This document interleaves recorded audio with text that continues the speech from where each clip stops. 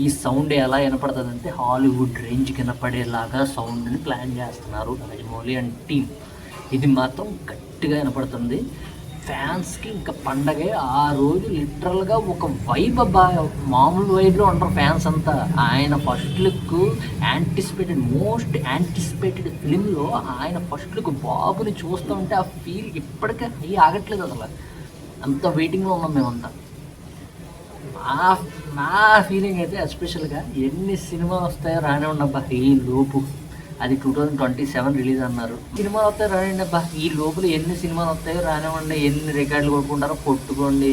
But SSME 29 once land అయితే ఒక్క cinema మిగలదు, ఒక్క సినిమా కూడా మిగలదు. ఎందుకంటే రాజమౌళికి తెలుసు ఏ కట్అవుట్ని పట్టుకుని పెట్టుకుంటే, ఏ కట్అవుట్తో మనం వెళ్తే ప్యాన్ వరల్డ్ మూవీ షేక్ అవుతుంది అనే విషయం రాజమౌళికి తెలుసు. అందుకే బాబు కట్అవుట్ అలాంటిది కాబట్టి ఆయన్ని ప్యాన్ వరల్డ్ మూవీకి సెలెక్ట్ చేసుకున్నాడు రాజమౌళి. ఫస్ట్ టైం ఒక స్టార్తో డైరెక్ట్ చేస్తున్నాడు రాజమౌళి. ఆయన డైరెక్ట్ చేసాక స్టార్స్ అయ్యారు అందరూ, కానీ ఆయన డైరెక్ట్ చేయకముందే స్టార్ మహేష్ బాబు. సో ఆయనకి తెలుసు అలాంటి కట్అవుట్ని ఎలా వాడుకుంటే ప్యాన్ వరల్డ్ షేక్ అవుతుంది అనేది. ఈ సినిమాతోటి మహేష్ బాబు అంటే ఏంటో మొత్తం ప్యాన్ వరల్డ్కి తెలియబోతుంది. మనం అందరం గర్వపడతాం, మనోడు ప్యాన్ వరల్డ్కి వెళ్ళాడు.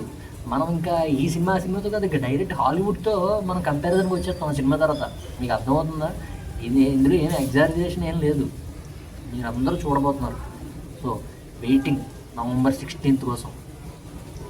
పగిలిపోద్ది ఆ రోజు. So that's it guys.